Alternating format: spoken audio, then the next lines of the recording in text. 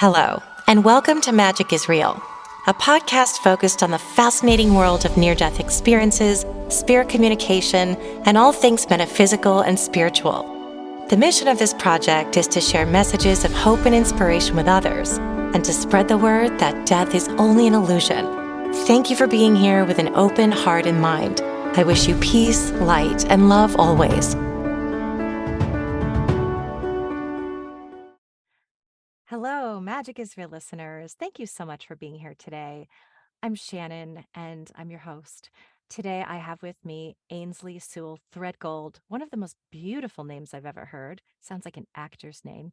And Ainsley is a near-death experiencer who is also a police officer. And I was just telling him how wonderful it is that I think we have people who have such beautiful, open hearts doing such a public service from a place of love and caring. And I am here with Ainsley to discuss his spiritual journey. And another interesting fact is that Ainsley's wife, Krista, is also a near-death experiencer. So we're going to talk about that as well. Welcome, Ainsley, to Magic is Real. Hi. Hi. Lovely to be here. Lovely to Hello, have everybody. You can tell by my accent, I'm not from here.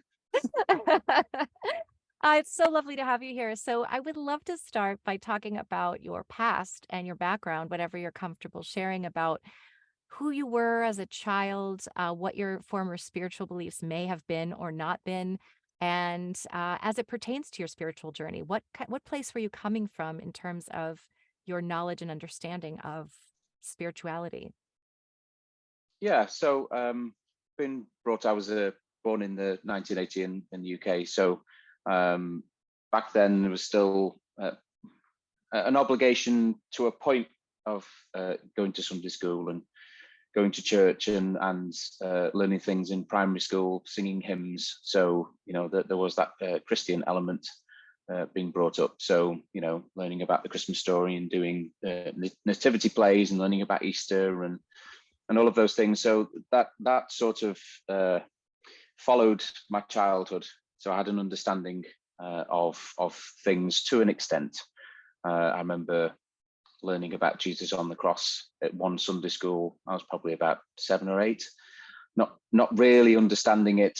The story of the sacrifice and why the sacrifice was so important, but it was there. So there's that. As we'll talk about at some point during this interview, my near-death experience happened, or the incident that took place that allowed me to have the experience that I didn't experience till a lot later on actually happened when I was 13. And it sounds a little bit confusing, but when I talk about it, it sort of makes sense that it's one of these things that happened over a period of decades, but the instance itself happened when I was 13. So although I didn't have any initial recall from it, there was a change that happened. So as we're on the subject, I'll discuss it now. Yeah. So when I was 13, I actually remember the last lesson I had at school that day was French, and it was a Tuesday. And I distinctly remember looking out the window because where I was at the school, I used to have to walk for the bus. So I was looking at that route because as a kid, the best time of school is the time when the bell goes and you can go home. Went home, and that night, my brother and I were going to go out and help our father to deliver leaflets for the local council, local government. My parents are both interested in government and politics, and one of the caveats for that was every time they did a campaign leaflet drop, pamphlet drop as they call them over here, we'd go and help deliver those leaflets. So I grew up in a village, very safe place in the sense that we would walk to school, we'd walk to the shops on our own, and there was never an issue. So going to deliver some leaflets in the village I grew up in wasn't a big deal. It was just, do we have to? I remember that the meal that my mother was going to cook was a Chinese meal, and we were looking forward to that when we got back. I love food, I always have done. And I remember the last place that we were going to go to, or one of the last places we were going to go to, was a lane called Clay Lane, and it was a country lane. So there's no real pavement, no sidewalks, a single carriage, and if you're not careful, cars can come and go, and you do have to be a little bit more aware. You have to be country aware. So I remember seeing the sign, and then that's it. I don't remember anything other than seeing Clay Lane until several hours later when I woke up in hospital. And I woke up, opened my eyes, I'm in a room that isn't my room. There's a strange sort of orange glow, and as I look up, I can see my parents and my brother sat on plastic seats with a very worried look on their face. And it was at that point they tried to explain what had happened to me, but I wasn't really cognizant. I'd been run over, so I'd been hit by a car at approximately 40 miles an hour. So statistically, even that, I'm lucky to be here. There's a statistic in the UK, which is that 80% of children that hit at 30 miles an hour survive with injuries. So 20% don't survive. 40 miles an hour, so there's only a 10 mile an hour difference, that flips. So there's only 20% that survive, and that's normally with very significant injuries, brain injuries, body injuries, life-changing injuries, and 80% don't make it. So I'm, in that sense, I realized that even then I was lucky to be here, but I didn't have any memory at all, just a black hole. The only thing that was different was that I'd been given a watch that I was quite proud of for my 13th birthday that year, and that had smashed in the accident. That was no longer there. So whilst I was in hospital, my parents bought me the same watch so I could have it back. Now, within a very short period of time, that watch stopped. It was new, brand new battery, it just stopped. And then the next watch I had stopped, and the one after that stopped. And that's like, oh, that's interesting. No longer wear watches without something going wrong with them. And as I sort of grew into my teens, then other things would happen occasionally. The CDs would skip, and the radio signal wasn't so good, and little odd things like that would occur that hadn't happened before. And it was an anomaly that sort of stuck there, but wasn't really anything too important because I didn't carry any memories of anything. I didn't remember going into any special places. I just remember that I didn't remember anything, and that I'm lucky to be here. So that at that point, then my life carried on. I, in my late teens, met my ex-wife. So we sort of grew up together in a sense. And by my mid-20s, I was in a bit of a bad place spiritually. So I decided that the best place for me to go would be to church. So it's, I think, going back to my childhood, it's always been something there, forgiveness of sins, and I felt I had a lot to be, I needed to be forgiven for. So that was a place of solace for me. But what happened there that stayed with me was that I was very good at starting to interpret messages. I went to a Pentecostal church, or as they used to call them, the happy clappy churches. They were very, very much into letting the Holy Spirit speak through people, and speaking in tongues and interpreting those. And I found that it was quite easy for me to do that. And also, I realized that my job at the time, I was working for the police in a community setting. And I find that people would just out of the blue, probably, and I thought at the time, just because I was in uniform, would come and talk to me. So I'd talk to them. Maybe they had community issues that they wanted to talk about, and they would start to talk about personal things that were going on that they'd not shared with anyone else. Okay, fair enough. And then I always found that I felt like what I was saying was helping, and that maybe I was being spoken through. It was a weird sensation. I'd always get like a burning in my throat and in my chest, and it just felt like I was being guided to say things, and I didn't really realize why. I just went with it. So I'd have a lot of people over the time that I did the job in different areas, and it would always happen. Someone come over, have a conversation about something, then we'd start talking about other things, and they'd go away saying, I've not shared that with anyone, and thank you for your time. And then they go along the way, and some people I kept in contact with, and other people it was just a small interaction. But again, that was it. There was no sort of there's nothing else special about it. There was no light that came from the sky that came down on me and told me why those things were happening. They just did. And then in my late 20s, I came away from church, and it was because I started to feel as though the message was bigger and it wasn't being let out. And I was sat in church and I had a very particular message come to me, which was, Ainsley, open the box. I'm bigger than this. So don't box me. And it was almost like it was God or source, because I felt hypocritical sitting there listening to some of the things that were being talked about or preached. And I wasn't sort of, it didn't sit well with me that a good person who didn't believe in Jesus had to go to hell. And that was it. It wasn't a case of, oh, well, the nasty person can go to heaven if they're forgiven. It's like, well, the original reason why I went to church is because I felt I needed to be forgiven. So there's that side, and that sat well. But the good person who didn't know anything about Jesus, who gave to charity, was always good to the family, whatever, would also have to go to hell because they didn't know God through Jesus. And I was like, no, that's not how I feel. And I felt that was the message: open the box. So I did. I left the church, and then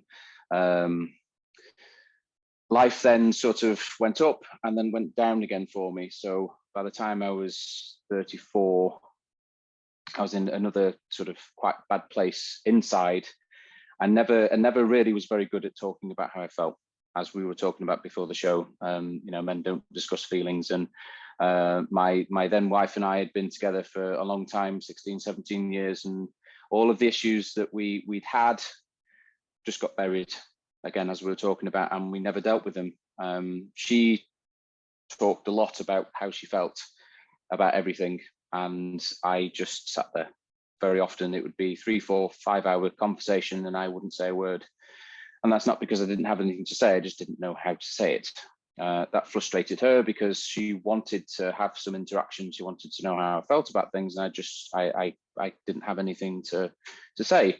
And I certainly didn't want to get angry, or say something with a sense of passion, and because I'm a big guy, it come across as me being angry. So I just didn't say anything. I bottled it. And by then I was a fully fledged police officer, so I was also dealing with things in the police that most people wouldn't dream about dealing with suicides and things like that. So that was all stored, and that manifested itself mentally and physically. And the interesting thing that happened was that I woke up one day and I couldn't feel the bottom half of my left leg. So from my knee down was just completely numb, and that was where I'd originally broken my leg. The main injury was a badly smashed left leg. So I'm like, I couldn't go to work. It was diagnosed as acute sciatica, and I just had to have time off until whatever had happened recovered itself. Me being me, I don't really like just taking pills. That physically is a case of, well, is there a way of me helping? And I already had contact with an osteopath who's an older guy, who I'd seen before for different things, and he'd always helped. And I went to see him, and I was interested because of where my leg was numb. So it was exactly the same place as I've broken. Why was it numb from there down? Why wasn't it numb from up here? Or why wasn't the right leg numb? Why was it there that was numb? So I went for an appointment. I saw him and I spoke to him about the accident when I was 13, because I thought, well, maybe there's a correlation. Maybe there's something that happened then that would help him to decipher what's going on with me now. And I happened to mention that I don't remember the accident itself and that I couldn't wear watches. And he was like, well, maybe you've had something called a near-death experience, you just don't remember it. And all of a sudden it's like, So he hands me a book, and it's a book, and the author is a lady called Dr. Penny Satori, who lives in the UK, and she was a nurse in a high dependency unit for many years, and had experiences of people passing away and having a near-death experience and coming back, and then saying, I think I've been somewhere. And she had a direct experience with one patient who she was helping to revive from a heart attack, who then later spoke to her. So because it was more than just a coincidence with so many people over the time that she was there saying, I think I've been somewhere, she was eventually funded to do a long-term study on this phenomena. for people in the clinical setting coming back, and they were coming back with information about what had happened in an operation. They could see things that they couldn't possibly have seen because they were supposed to be under, or they at that point had died. So how can they see what the doctor was doing? How could they see what the doctor was wearing and what they were, and different things in the room? How could they have those memories? And she then had that, as well as still having to work. She had that as like a longitudinal study. So she wrote this book. It was the first book that she'd written, and at the end of the book, there was a group of experiences that gave their experiences and what happened before, and how they were afterwards. And I was reading these things, saying that sounds like me. And oh yeah, I've experienced that with electronics, and oh yeah, I have that issue with the watch, but I still didn't have a memory. I didn't suddenly just wake up and go have that eureka moment, and all of a sudden anything that might have happened come flood back. I just had this thread that I could start to pull at. So there was a website attached to the book for Near Death Experience UK, which was based in London at the time. And in the UK, just for people's reference, I lived in the county of Cheshire, which is nestled between Manchester and Liverpool. They're the two main cities in the north of England. So London is down in the southeast. It wasn't somewhere that I could just drive to. It's 250, 300 miles away. So I emailed them and asked if they knew of anyone that had similar things, where they may have had an experience, they just don't recall it, but they've had possibly some of the after effects. And their answer to me was, we've not heard of anything, but we'll keep you posted. Well, whilst I'm waiting for any answers that might come, I get impatient, and I'm like, well, it's about time I dealt with the big hole of it in my memory. And how do I best discover what might be locked in there? And hypnotherapy just popped into my mind as the best way for me to maybe get some memories back and put this to bed. Now, bearing in mind that I, analytically, being a police officer, you have to be as unbiased as possible. So my unbiased opinion on that was that I might just recover some very nasty memories about being run over, and that's it. Nothing more special than that. But I was prepared at that point to go through that process, because it was going to be healing for me. I was already suffering from the after effects of not dealing with things with the sciatica. So maybe this was a way of me healing from that and moving on. So I went to Mr. Google and typed in hypnotherapists in the area, and two popped up very prominently. It's almost like the names leapt off the screen, and one leapt off more than the other. There's a lady called Karen who lived, actually she was the furthest away from me, but it was the name that just really shot out to me.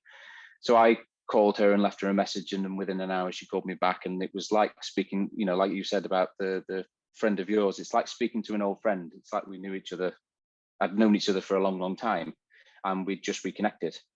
Didn't know this lady in this life, and she didn't know me from Adam, but there was just something about her, and it's like I knew this person. So we arranged for me to go and have my first session. And me being me, even if I really don't like the idea, I always like to be thrown in at the deep end, because I might as well.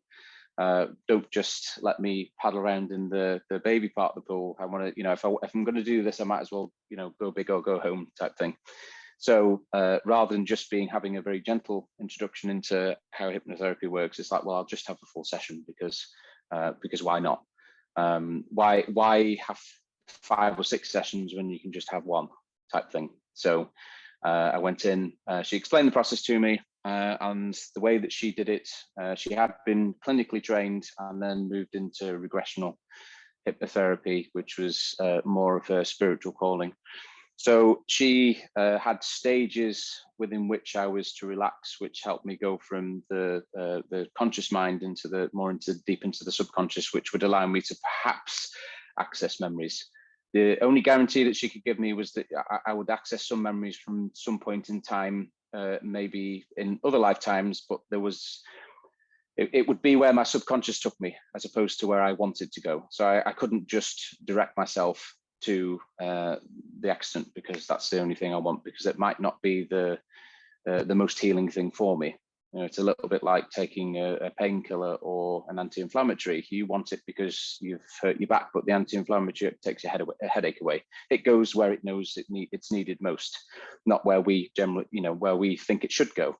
So knowing that, I gently went into the hypnotherapy, and she got me to picture a garden, and there was different levels to the garden, and each time I would go into a new level, it would be a new level of consciousness, and that would be down steps.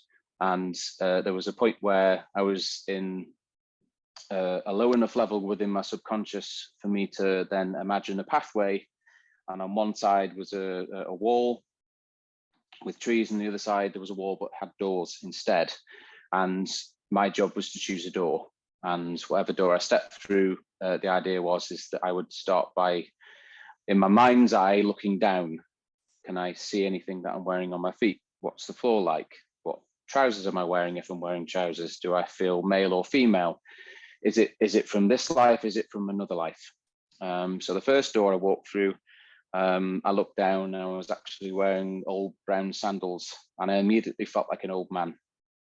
And I could see I was wearing what looked like a dark brown sackcloth, and the floor was a stone floor. And as I started to look up, I realized I was in an old church, and it was an old church in the south of France from hundreds of years ago. I realized I was an old man. I was possibly a monk, certainly spiritual, but I had a great burden. It was almost like this place was home, but it didn't feel comfortable to me. And I looked down at my hands, and there was a cross there, but it was almost like I had blood on my hands. And solace wise, in this life, I would always go to the pulpit where there was a Bible, and I was looking at this old Bible, and it gave me no solace. There was nothing there that spoke to me or really could take away this burden.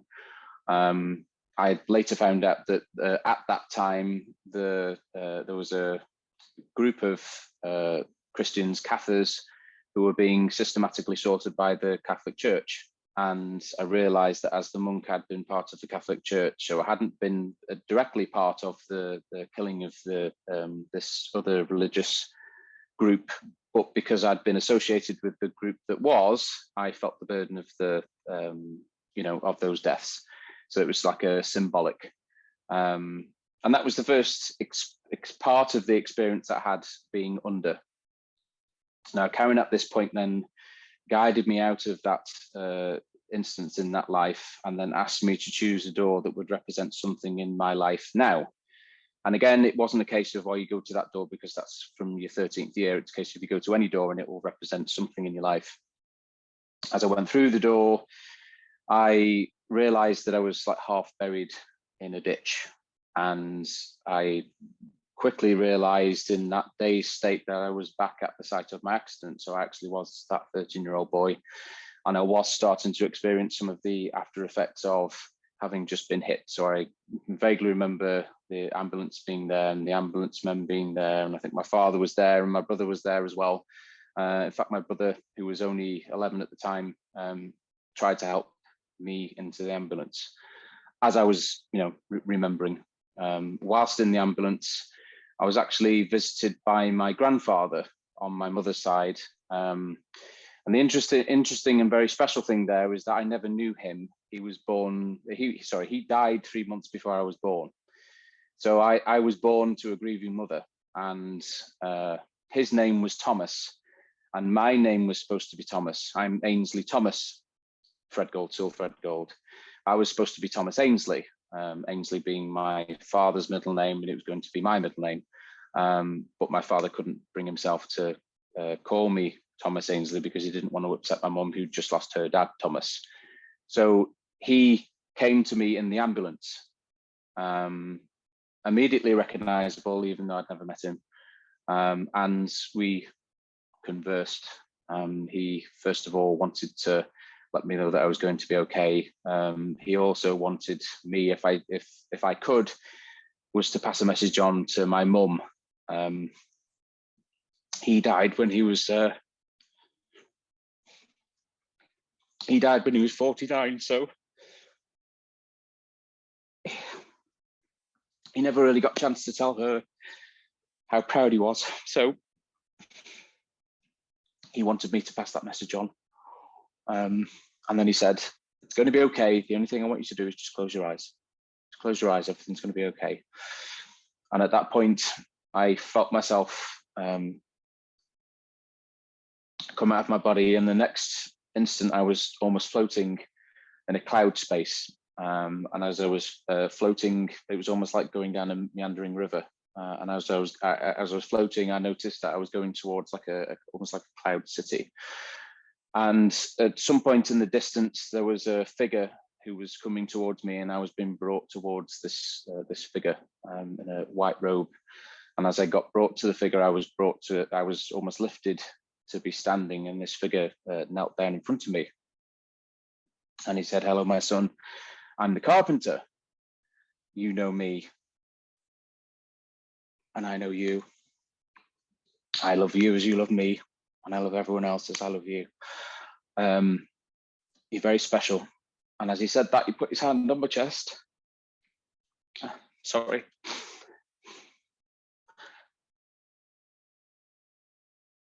And his other hand on my face, and I could actually physically feel that at that time, but also lying on the bed in this hypnosis state, I could actually feel the energy of the hands there as well. It was like it was still physically happening.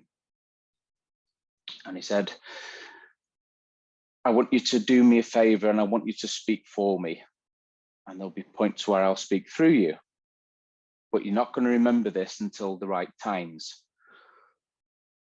At that point then, I was brought from that cloud space back into the ambulance, and then I had a few flashes of memory of being in the hospital and calling for my mum. And then I was brought out of that particular experience because, Karen recognised that I was under a lot of distress, because I might as well have just been the 13-year-old boy that was in hospital, and they were trying to do things to my leg. And she brought me out of that and very gently brought me back from that hypnosis. So I wake up and realised that I had had some experience, and I'd at least started to recover some of the memories from it. And you get the elation of, wow, I've finally got the answer. And then there was also the heavy burden of, oh, but I've lived this life that I've lived so far. I'm not really that proud of all of it. And now it just felt like responsibility at the same time, because, I still wasn't very proud of myself. Cutting back to being a teenager, I was painfully shy. So I couldn't look at people in the eye when I was talking to them.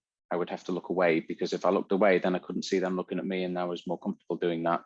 And that followed me into my adulthood. I couldn't get changed without, if I'd had a shower and I was in my bedroom, even if it was on my own, I had to get dressed under a towel. I just was, and it wasn't so much all body shame; it was just shame. And that's how it manifested. If I would look at myself in the mirror and do my hair, but I wouldn't really look at myself, and I certainly couldn't do that unclothed. So, that folded in with all of the other things that I wasn't proud of. I just came to that point where I had to then start to face it, because I'd then been given a gift that I'd unknowingly already been using. As I was saying before, in my job, where people would talk to me and I felt like I was being spoken through, that was why. So I emailed the near-death experience group back and said, "I've just had a hypnosis session. This is the memories that I recovered." And they were very excited for me. And they said, "Well, look, because of where you are in the north of England, would you help us? We want to set up the near-death experience Northwest, and we've got an interested party. Would you be willing to help as well?" Of course, this is where perhaps I get to give back, and perhaps I get to feel less guilty about being me. So I wanted to help, obviously. And I was put in touch with a lady called Callie Walsh, who had also had an experience. She tried to commit suicide, and during the time that the suicide was taking place, she had an experience of going through several realms, and came back knowing that souls, for things to change, souls would have to collaborate. So she had this vision of all like-minded souls coming together to collaborate to spread positivity and love on this earth. And that was her mission. She'd come up with the Positivity Princess as a character, and she was a caricature of that. And that was part of her message. So we got in touch, and it was, first of all, it was to help set up this new chapter of the near-death experience group, but it very quickly became apparent that there was something else there for us to do. I had come off Facebook and social media and things a year or so before, and she was like, well, you know, there's lots of near-death experience groups and lots of lovely people on there, and, you know, perhaps you could get to know them, and if you really, you know, if you wanted to, then, you know, come back onto Facebook and, you know, we'll friend each other on there, and we'll go from there. So it was almost like I had this nagging sensation. It's like the universe saying, come on, this is time to step forward. So I did, and again, met some very lovely people online, and it's like this family sense came together. But there was one particular group that Kelly and I were both part of, where there was a particular person in the group who was an admin for the group who wasn't very nice. He wasn't very nice to her, and he also started to not be very nice to me. Obviously had his own issues, and you know, that sparked a conversation between Kelly and I. And she said, well, look, I want to set up my own group, Positivity Power Movement, and I need help. Would you help me? Again, of course. So together we set this group up, and I invited the few people that I already knew from the near-death community, and she invited all her friends and people from that community to set this group up. And after a few weeks, we were all given the task of doing videos. Who are we? What do we want to do? What do we want to achieve here? What experiences have we had? So we all did these videos, and everyone was like, oh yeah, it's a great video, and they were getting likes and loves. And I had been inspired to do a video from a photograph I'd seen, and this photograph was very moving. It was of a 4-year-old girl holding her hands up in a war-torn country, and she thought that the cameraman had a gun and was going to shoot her. So it's like, why have we come to this point where children are scared and they have this instant fear that their lives are going to be taken away, and all this guy was doing was taking a photograph. But her impression of that was that he had a gun and she was going to be shot. So it's like, well, we need to grow. And, you know, I just had this vision of being an acorn, and an acorn grows into an oak tree, and that we have that potential. And it's a case of sometimes it has to be buried for it to grow. And that's what I spoke of. That's what inspired me. And I put this video out there very nervously and had no views, no likes, no loves, no comments, no nothing. So I'd done all of that, and I didn't get anything, and my ego got a little bit bruised. What I didn't realize was that the video had been seen a few times by my now wife, Krista. Now this is where the synchronicities start to come in as to how we met. So Krista knew Kelly through Dr. Penny Satori, who was the author of the book I told you about. Now, Penny Satori at the time probably had about 14 or 15,000 emails that she hadn't replied to because she was very, very busy. She'd just written the book, she was working, she was doing more studies. You know, her life was not in a position where she could just reach out to anyone. But she was drawn to an email from Kelly. So she corresponded with Kelly. And the only other email that she was drawn to was from Krista. So Krista, obviously, being in Florida at the time, she'd just written her book on her near-death experience, which we'll discuss after. And she wanted to know who Penny was using as a publisher in the UK. So she'd, you know, written an email in the hope that that would be the answer. She got that answer, but she also got introduced to Kelly. Penny, for some reason, decided that they should connect, and they did. And because they had that connection, Kelly had invited Krista to this group, and Krista viewed my video.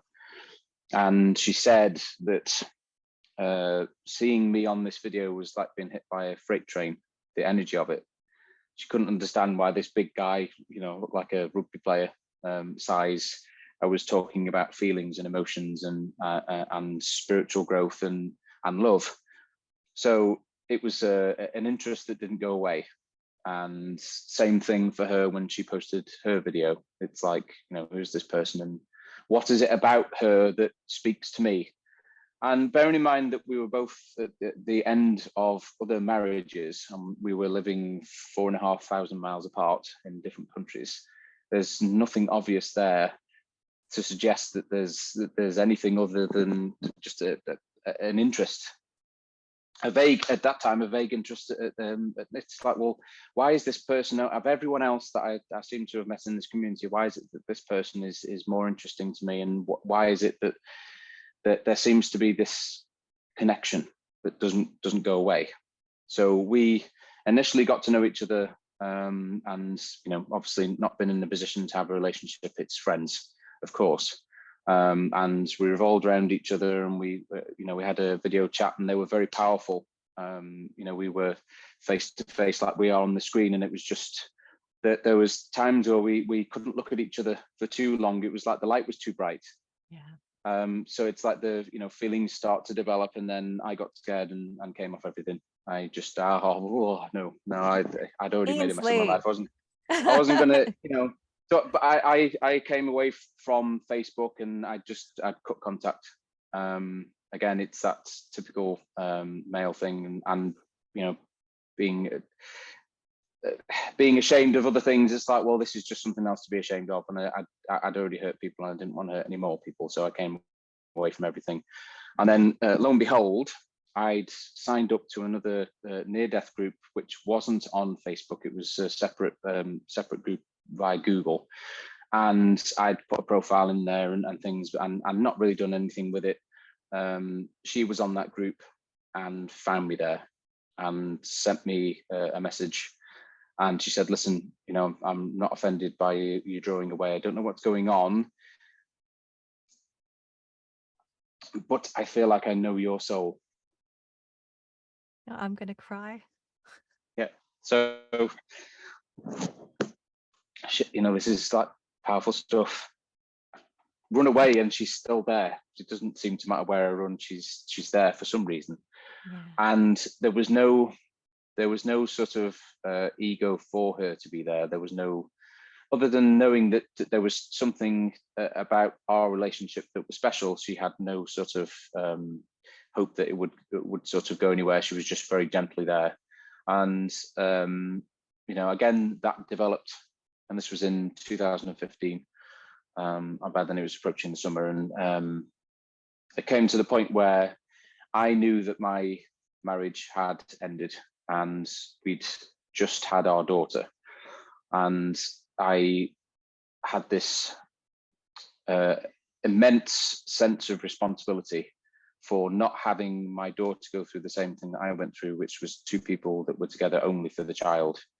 And then there is that regret from all parties. My parents, now will both freely admit that they shouldn't have stayed together just for us kids. They were miserable, and I didn't want that to happen to another generation. So, and again, I hadn't just made the decision. I'd gone to speak to, I'd gone back to my friend Karen, and she had a friend who was a medium, and had gone for readings, and it wasn't just what was inside that was telling me, it was everything else was reflecting that as well, that the best thing and the most loving thing to do is, and sometimes is the most difficult thing, which is to come away.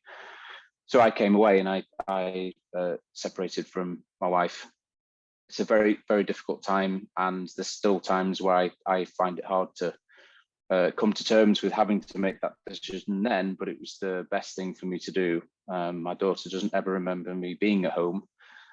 So there was none of that. She's old enough and aware enough to know that Daddy's gone, and is it my fault? So she doesn't have that. She doesn't think that her mum and I split up because of her. She doesn't have any of that guilt that some kids have. But whilst I came away, I also had this element of having lived so long with the same person. I had this wild side that wanted to be free. So I explored that for a little bit. And again, that was the second time that Krista and I parted ways for a little while. She had been due to fly to the UK for us to spend some time together, and it was the timing was wrong, and obviously the universe then decided to allow us to do this for a while. But again, she held no ego over the temporary separation, and a few weeks later on, she contacted and said, "I'm ready if you are." For what? I didn't know and she didn't know, but I'm ready if you are. And by December that year, she came out to the UK. We embraced the fact that there was something there, and we realized that there was a greater, deeper love there than we could possibly ignore. So it's part of to explore that, she came out to visit for the first time. Funny story, going to pick her up from Manchester Airport, which is an airport that I knew very well. It was actually covered by us partially because it had a railway attached to it. So being part of the railway police, it's somewhere that I'd been to quite often, so I knew it very well. Going to the airport that day, nervous as anyone could possibly be. I'd been to the toilet 6 or 7 times before her flight landed. Yeah. And I stood there and I was just like a little kid, and the gates opened, she finally came out, and I could barely get my legs to work to walk towards her. But as I did walk towards her, it was like everything else melted away. It was just her and I in the airport, and we shared our first kiss, and again everything just melted away, and I was like, was that all I could really stumble. And then I went to help with a suitcase to go to the car, and I couldn't find the car, I couldn't find the exit. She had to find it for me. She'd never been there, she'd never been to the UK, and she was helping me because I was just so dumbfounded by the being in her presence, physical presence, for the first time. And she was feeling it as well for in her own way, but we just were just there. We were actually physically there with each other. After all of the video chats that we'd done and all of the building up and parting and building up and parting and building up, we were actually stood in front of each other. And we had 10 or 11 days together. And then she came over again in the January for her birthday. And then I went to the States for the first time for my birthday in February. And obviously by then, we already knew how we felt. And when she came over for her birthday in the January, I proposed to her. And it was one of these things where I just felt I was just guided. And for us, we're very much into numerology and numbers being important, and both of our dates of birth numerologically come to 22. And I went into a particular store that I knew to see if I could buy something special for her birthday. And I was like, well, if whatever I'm meant to buy, I'll know. And I went in there. They sell jewelry, they sell all sorts of things, and the first thing I'm drawn to is a ring with 7 little diamonds on it, and the price of it was £222.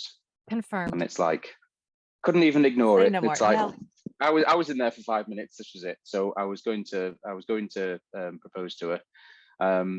I'd written her a song, and she knew about the song, but I wrote it in a card, and at the end I asked her to marry me in the card. And as nervous as I was, I allowed her to read the card. And, oh, that's the song that you wrote for me. That's lovely. It's like, no, please keep reading. Oh, but it's this. Yeah, just please just keep. I had this ring in my pocket that I could barely get out, and she read to the end, and she was like, "You kidding me?" And I pulled out the ring and said, "No, I'm afraid not." So, yes, she accepted that. Yes, thank you. But again, her and her husband had separated by then, and obviously I'd been separated from my ex-wife, but we weren't divorced. It wasn't as if we could just jump straight into something. And again, being in 2 different countries, it's not as if that can happen anyway, because there's procedures.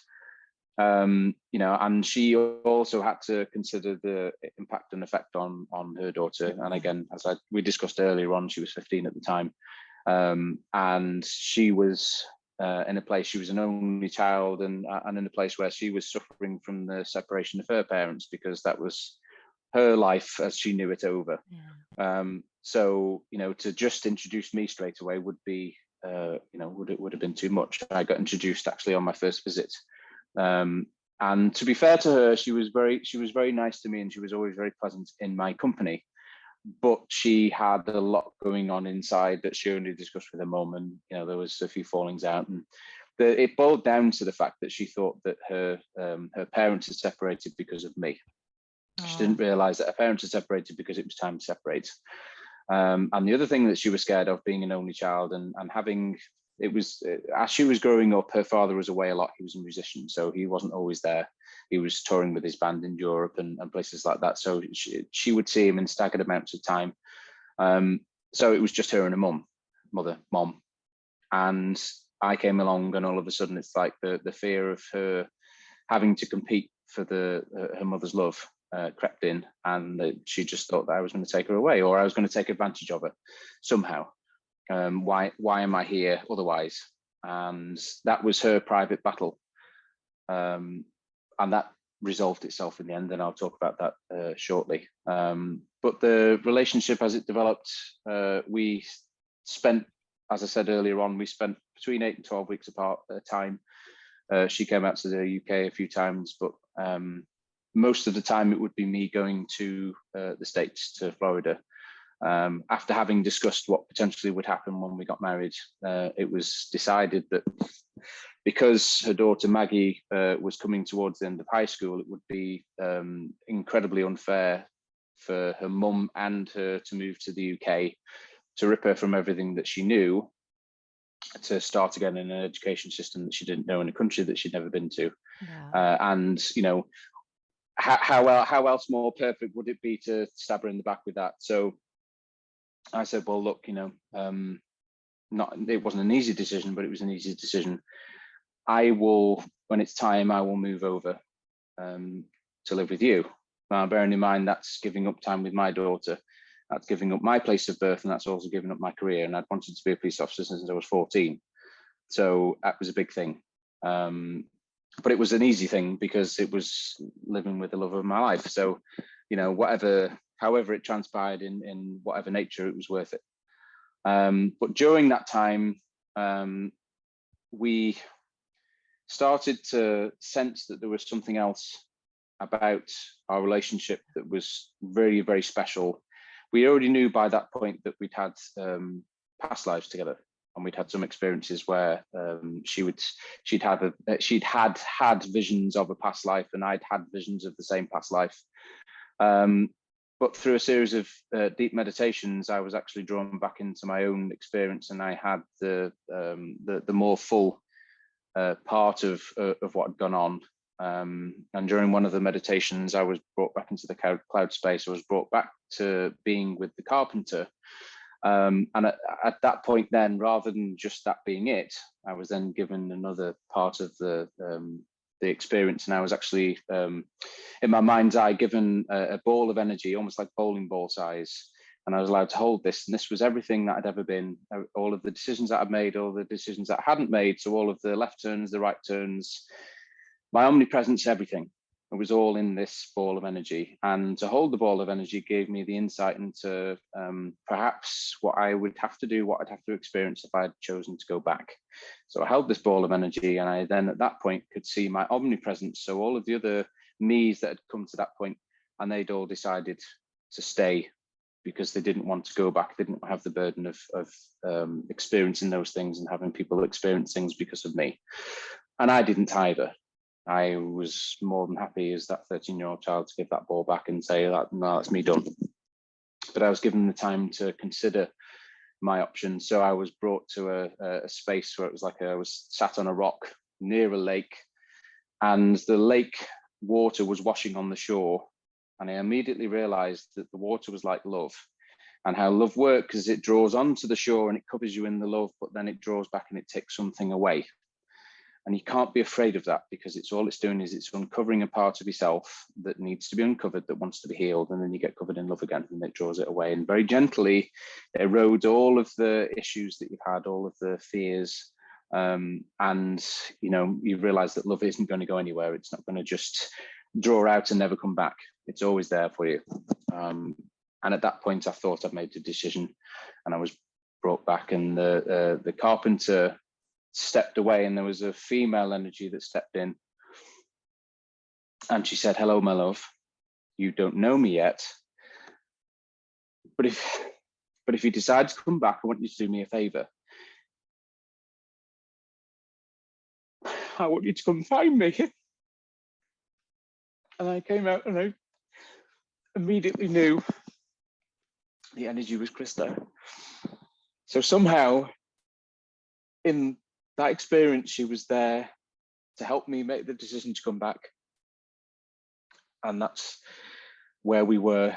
And it's like the realization of just how important we've been to each other time after time after time, and how important we are. And it's 12, 22 as we're saying this, and I'm talking about 22 before. Mm-hmm. How important we are to each other, and that important that she's even part of that very special experience.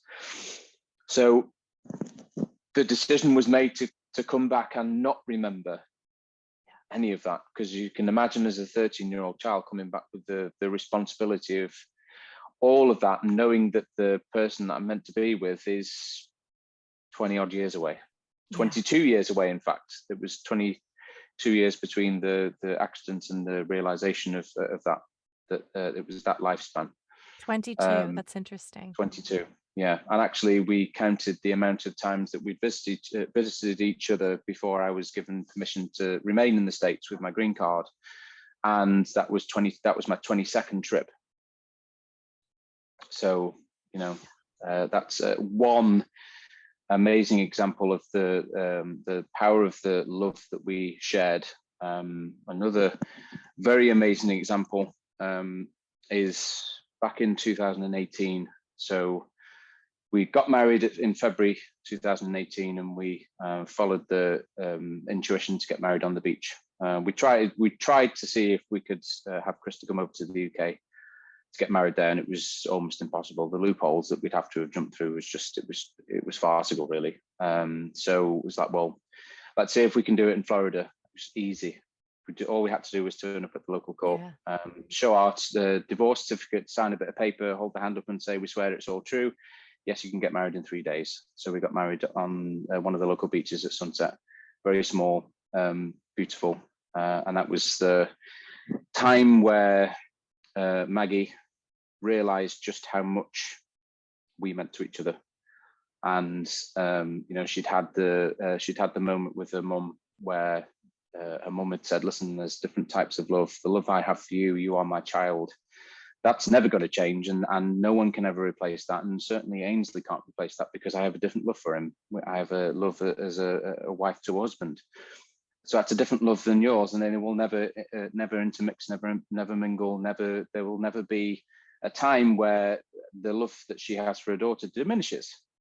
And then she saw the power of the love that we shared, and Maggie and I then had our own sort of separate experience. She came over, no one else was looking, they were all watching the rest of the sunset, and she came over and she burst into tears and she said, I love you, I'm so glad that you're with my mum. And we just had this very beautiful brief experience, and it's like everything that she'd ever been afraid of just disappeared at that time. And from that point on, we've had a great relationship, That's so you know, together. beautiful. And funnily enough, now we're talking, she's 22. Get out of here. 22 again, yeah. So we had that, and then 2018. After that, the next stage for me being in the States, because we decided to get married first, was for Krista to apply for me to go over, and that was a long process. It would take at least a year from the point we applied to the point where they would do anything else. And within that time, I discovered that I had testicular cancer. So it's like all of the hopes and the dreams that had come to that point. We'd been married, she'd applied for me to come and live there, and all of a sudden I have this, and it's like, you know, is this the thing? First of all, is this the thing that's going to ruin my chances of living with the woman that I love? Because, well, maybe medically they won't let me in because of the potential issues, and I had no idea what was going to go on. So there was that. Basically I'd found a lump. I'd been to the doctor, and the doctor said he was almost 100% sure it was an epididymal cyst. It was in the left testicle, and it's always the left testicle that's affected by anything because of the way it sits. It sits, and the epididymis and the tube that comes away sits a lot more shallow on the left side than it does on the right side, and it's also closer to the body, and heat affects the health of the testicle. So I had this cyst, supposedly. And being a man, it was like, okay, well, the doctors told me that, so that must be what it is. But there was this nagging sense that I needed to go back, and I tried to ignore it, and Krista didn't. And she said, have you been for that scan that you were promised to check and to make sure? No, I haven't. The doctor didn't. Doctor hasn't seemed to have organized it. So, you know, and she's like, you're going for the scan. Please go for the scan. So I phoned up the doctor's office and said, you know, the doctor is supposed to have organised this scan, and it didn't happen, and all the stupid I left it, and they were like, you're all, you know, we'll sort it out for you now, but you really should have gone before. So it's like, well, you know, okay, fair enough. Don't give me a hard time. So I go for the scan, and it's ultrasound, and you almost know when something's not quite right, because the doctor that was doing the scan had to go out and speak to a colleague and then come back in, and they were umming and ahhing, and they wouldn't really tell me anything, and then just sent me away. And then a couple of days later, I had a number of phone calls whilst I was at work that I couldn't answer, and it was like quite urgent. Can you get back to us, please? And I went in to see the consultant, and then the consultant said, you've got testicular cancer, we're pretty sure. It's, if you're going to get it as a man, it's the best type to get because it's the most treatable. So there was all of those reassurances, but at the same time, there's still this, like, you know, great. The timing of it couldn't be more perfect. Yeah. So anyway, I phoned work because I was doing work that afternoon, and they were great. They just, don't come in, don't bother coming in. Just take the time. You've just had this bad news, so we'll cover you. I got shouted at by my mum because I'd gone to the appointment on my own. And, you know, after I said earlier on, her father had died from cancer, and, you know, she didn't want the same thing for me. So she said, you are not going to any more appointments on your own. You shouldn't have gone on this one. So I had a earache from my mum. You know, I'm 38 years old at the time, and I'm getting my mum shouting at me. Sorry, mum, I promise. But I then told Krista, her being a physician's assistant, she had a better understanding of things than I did, which was good. But she said, as soon as you get the date for your appointment, please tell me, because I want to be there. Now, I didn't know at the time, but she'd had some time that she'd taken off to go and see a friend of hers that she'd not seen since PA school. So this was like 18 years early. She'd not seen this friend, and she had been due to go out in the June that year. And I said, well, I've got the appointment, and the appointment's going to be June, I think it was June the 6th or something like that. And she said, oh, that's funny because I've got time off, so I'll be there. She cancelled a trip with a friend, and, you know, she spent the week with me. So we had a week before my operation, and she was there for a couple of days afterwards, and we went to Stonehenge, and I had a great time, and it was almost like a celebration of everything that I'd been. And I realized then that the testicular cancer was almost like the physical manifestation of everything I had felt about myself, the shame of being male. And it was like, well, here you go. This is the thing about energy and the constant perception of something. It's going to manifest somehow, whether it's in bad debt, whether it's in bad relationships, or whether it's something physical health. It's going to manifest somewhere. Yeah. So it manifested in that. So I had the operation, that went well. Took the testicle away with the tumor. The right is still there, and then I'm given time to convalesce whilst they investigate the tumor to see what type of cancer it was. Because there's two main types of testicular cancer. There's a seminoma and a non-seminoma. Seminoma is a mild form, so it's a single cancer. Non-seminoma is a mix of cancers, so they have to have slightly different treatments for it. So, you know, I've been given 2 or 3 weeks to start getting over the fact that I've been cut open, and go and see the consultant. I have an appointment, and it's a different consultant, and it was a female consultant, and she also had a nurse practitioner in the room with her, and neither of them could look at me. No eye contact. They couldn't look at me. I'm with my mum, and they're you know, sat down, and I'm expecting for them to say, right, well, the next course of action would be for me to have chemo at some point, and it was already July at this point, and Maggie was turning 18, and I had a special present I wanted to give her, and I wanted to be out there to convalesce for some point during that period. So I wanted to spend 3 or 4 weeks of my time off with Krista and with Maggie, and then I was told, no, you can't, because we've had a look at the cancer, and we think what you've actually got, and we're pretty sure, and we're very rarely wrong, that you've got lymphoma. Now, they wouldn't give me any details. It's not our department. We're urology. You need to go and speak to hematology because it's to do with the blood. So don't ask us any questions. We've got no answers. The only thing that the nurse practitioner could do was give me some information about her counterpart in the hematology department. So I left a message with her, and just to sort of see whether anything could be set up in the meantime. But I was told strictly I couldn't go anywhere, because if it's aggressive, then they need to start treatment straight away. Even if it's not aggressive, then they need to sort out treatment as soon as possible. So left unfounded, and my mum's heartbroken because lymphoma is what what her dad died from. And it wasn't just the message; it was the delivery of it as well. It was almost like the heartless way that it was given by another female who had no mothering instincts whatsoever, I don't think.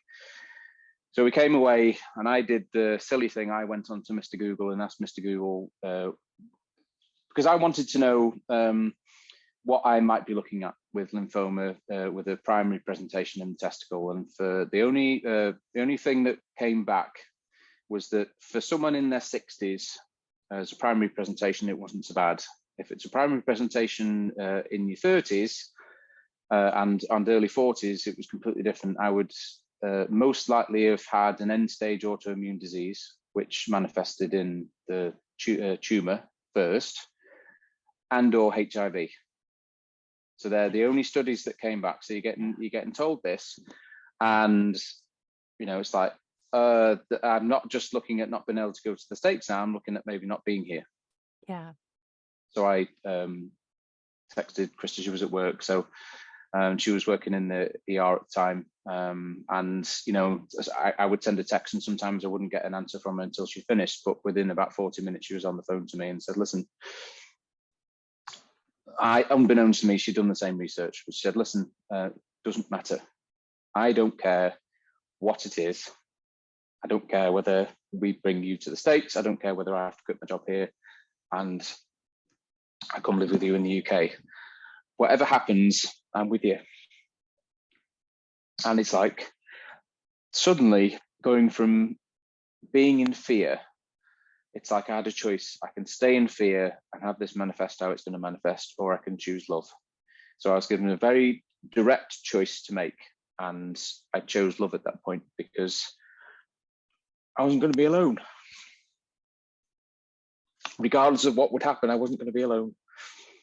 So that was the Thursday or the Friday of that week. And I'd already spoken to the nurse practitioner about what was going on, and I told her my situation, and she said, "Well, look, I'm going to be at the meeting on Monday where they're going to discuss your case. I can act for you if you will allow me, and I can tell the doctors your situation, and maybe we can sort something out. And if you want, I can give you some limited information on Monday. I can't tell you everything because it's not my place to, but I can perhaps tell you a few things." And I was very grateful. I said, "Thank you very much." And on that Monday mid-morning, I was out with my mum. We'd gone to a local town. There was a health food store that did some different herbs and different things that may well help me convalesce should I have to go through this very aggressive chemotherapy. So we were in there, and the phone goes, and I've missed the first call because we were driving there, and it's like, oh, I knew who that was. And then the phone went again, and I answered, and it was the nurse practitioner, and she sounded quite happy. And I'm like, okay, so, "Oh, Mr. Threadgold, yeah, it's so-and-so nurse practitioner. We spoke last week. I've got some good news. I know that we told you that you had lymphoma, and I know that we said that we're very rarely wrong, but on this occasion we were.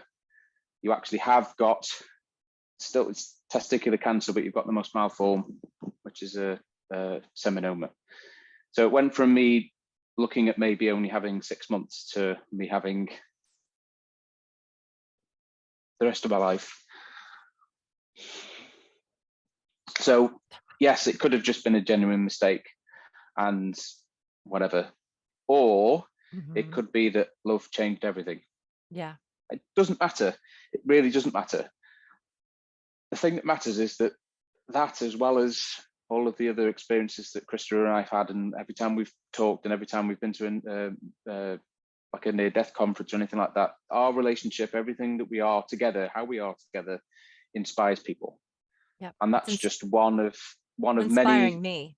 yeah, one of So many much. little things that just help people to look at their own lives and say, okay, so, you know, and it's not a case of, well, I've had worse things than you have, so, you know, whatever. It's a case of just by looking at things in a slightly different way, in a different perspective, it can make all the difference. And it doesn't really matter how long you've got here. It's how you treat yourself, and how then that manifests in how you treat other people. And, you know, miracles do happen, you know, regardless of how we feel. You know, we then start to see life as miraculous. And, you know, I that was another one in a long line of little miracles that we had. And the interesting thing was that in 2019, so after the year period where we had to wait for the paperwork to go through, everything after that point happened very quickly. Now, come June, on the same day, a year later, I was on my way to quite a special post office in Manchester to pick up my passport that had my visa in, to allow me to go to the States. On the same day, it was about the same time I was hobbling out a year before after having my operation. Exactly a year later, I was walking in to pick up my passport with my visa in, to, you know, then go and fly and start a new life in Florida. And I sat there and I realized, brought the package and sat in the car and I put the radio on, and there was a band, funnily enough, called The Darkness in the UK, and one of their very famous songs is "I Believe in a Thing Called Love," and that was playing on the radio as I'm opening up the passport with, Amazing. and it's exactly a year later, and this is on the radio, and it's just like, of course it's on the radio. Of course it is. Of course it is. I have chills, and I'm so moved by your story. And I had thought that, you know, in a lot of these interviews, I have a lot of questions, but I feel that you answered all of them just by the way that you so eloquently and emotionally told your story. And I thank you for sharing your story. And I have stuff I want to say to you off off camera too about the ways that it really touched me. But I also just wanted to say, when you mentioned your diagnosis, I thought typical Earth school stuff, right? You meet the love of your life. It's never going to be just this smooth ride all the way through, or else why are we here? But it all seems so like there's so much synchronicity in your story. You find the love of your life, it's all coming together, and then bam, diagnosis. And Yeah. it definitely feels, when I hear it, when I feel into it, it definitely feels like that was part of it. That was Yeah, absolutely. part of the Well, I agree to story. Yeah, and you had said two things. Maybe love changed it, which I agree with, and also it was meant to happen.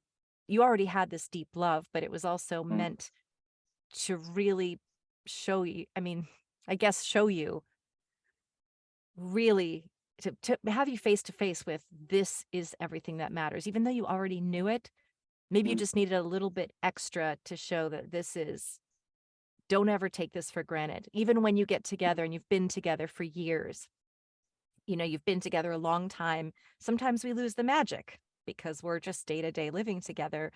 But it sounds like you've really been able to retain that understanding of why you're together. We're humans, obviously. Marriage is never super smooth, but for anybody, it may be for you, I don't know, but I've just heard that a lot. But it does seem like this was all so preordained, just the way that your whole life fell together in this way. Do you agree with that, in the sense that your soul Absolutely. definitely chose all of this? Yeah, and we're still choosing and we're still experiencing, and the pathway to us both being on Maui was the same thing. I moved over, so it was July by the time I moved over to Florida. Yeah.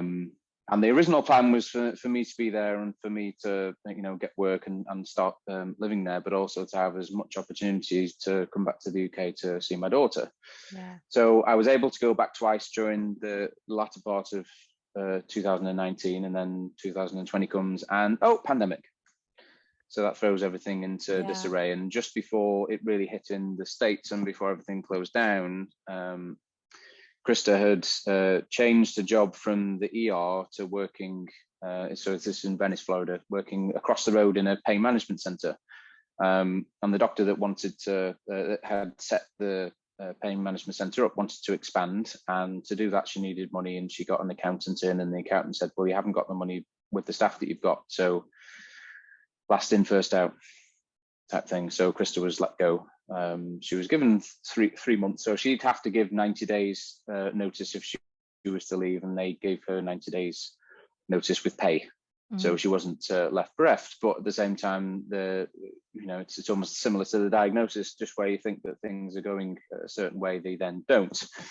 So I remember coming home from the job that I had at the time, and she sat there dumbfounded. I've lost my job. And it was a discussion of, well, look, you can either get another job straight away in Venice or Sarasota because of the experience that she, accumulated by then, or we can see whether your work could be elsewhere. So we looked at different options. We looked at Alaska, we looked at Midwest, and we also looked at Hawaii. That being a very special place to her. She'd been out to Kauai twice or three times 10 years previously. She had a friend who was living out there, and she visited 2 or 3 times and actually really wanted to move her life to there at that time. But again, Maggie at the time, I think she was 11, 12, and it would just wasn't the right time to shift and move that life. So that idea got squashed, but it was still there in the background somewhere. So she applied for a job on Oahu. So it's the island with Honolulu on, and you've been to Maui. She got a job with orthopedics. She was offered, but at the same time on Maui with Kaiser Permanente, medical provider here, one of the people that she trained with as a physician assistant was already working for Kaiser and said, we've got a position here if you want it. Why don't you apply? So she applied for that job and cancelled this other job on Oahu. And then she just started the process and the pandemic shut it down. So she then went to do field hospital work in New York. And then for 1.5 years was doing different pandemic work. So she'd be home for a bit and away for a bit. And it was like, we've just come from a relationship where we wouldn't see each other for weeks or months on end. And we've gone back into a relationship where we're still not seeing each other for weeks or months and still doing video chats, except I'm now in Florida and she's in a different part of the States. So at least we were in the same country. Yeah. And then it came to summer last year and things had started to ease off, and Kaiser recontacted and said, are you still interested? Because we're just about to start to open the process up again. And of course, we still were, albeit that we'd sort of grown by that point, and we were like, well, okay, we'll go with this process. And I then started to look into the option of law enforcement and going back in. And I knew that by that point, I knew that I could apply on my green card, because Hawaii is one of the states where you can do that. So that was a possibility for me. We came across in October, so she could have some in-person interviews, and I could also see the island and whether it would suit me. And albeit that we had a few loopholes to jump through, it was like, well, okay, well, let's make a go of it. And we came across in February, and I applied for the police department, and I was, got in October. But even that hasn't been that easy. Having done it for so long in the UK, I'm having to adapt to, like we discussed before the show, having to adapt to all of the different ways the law is written, and having to carry different equipment, having to carry myself in a different way. The physical attributes to the training has been a lot harder, and maybe it's because I'm older. I was in my early 30s when I joined British Transport Police. I'm in my early 40s now, so your body isn't the same. But for 4 weeks we were doing 2 hours of PT every day, and a lot of that was running, and that was wearing my body out. And then we move on to doing driver training. A lot of that was very physical because you'd have the it's not called physical discipline. It's like a physical redirection. If you're getting things wrong, then you're down in what they call front leaning rest, and you're doing push-ups and you're doing runs, and it's all different ways of just trying to push you to the edge to see how far you will dig. And that was the same with firearms training. The same thing. If you did something, they would push you to see how far you dig, and it's out in the weather. It's out in the sun, in the wind, in the and you're getting dusty and you're getting muddy and all sorts. And we're doing advanced defense tactics for the next 3 weeks. So that again is another physically pushing to the limit. So it's not an easy transition, but we both know that it's for a reason. It doesn't mean to say that it's a reason where we're definitely here forever, because we're not. And we know that, the island knows that. We're here for a particular amount of time, and then it's time to go back. And one of the big things that we've realized now is that family is very important. And Krista is actually at the moment, she's in upstate New York, seeing her family. That's where she grew up, or one of the places that she grew up. And then she'll be going to Florida as well to visit Maggie. And it's really hit home for her that family is the most important thing. So while she's got a contractual obligation here, we'll be here until that's finished. And then at some point after that, it's going to be going somewhere else. So we haven't settled, and life isn't at the moment allowing us to do that. But at the same time, what adventure film have you ever seen where halfway through the film everything just resolves? It doesn't. You have the equilibrium at the beginning of the film, you have the most of the film where things develop and things change, and you get the hero's journey. Joseph Campbell, my wife loves Joseph Campbell, and he's been an influence on films for decades, Star Wars and things like that. But you have that hero's journey in the movie, and then at the end you have the reward of the new equilibrium. Well, that's life, isn't it? We don't have we have some settle points, and then we have some points of upheaval, and then we have another settle point, but we're different, and hopefully our vibrations are higher. And we grow from it, or you can reel from it and then having to do the same thing again and again and again until you get the message. You can hit your head on a brick wall once or twice, but then it starts to get a bit sore, and it's like, I don't have to hit my head on the brick wall anymore. I can just realize that the brick wall is a message, and oh look, there is a message there, and you can stand back from it and be inspired by it rather than trying to just hit your head against it. Exactly. And that's why we're here. And I know that we were hoping to have Krista on if she was available, but she's traveling. I would still love to have her on. I'm sure my audience would love to hear from her if she would like to speak. So we will talk to her about that as well. If she'd like to join me separately, I'd love that too. But I just want to thank you so much for being here and for sharing such a beautiful story. I think that there's so many stories within the story, and so many insights within the story, that I don't even need you to clarify them, because your story is so powerful. And thank you, Ainsley, for this. This is just, I'm captivated by your story and by you, and thank you. That's all I got to say, really, is I'm just so grateful. My pleasure. Yeah, my pleasure too.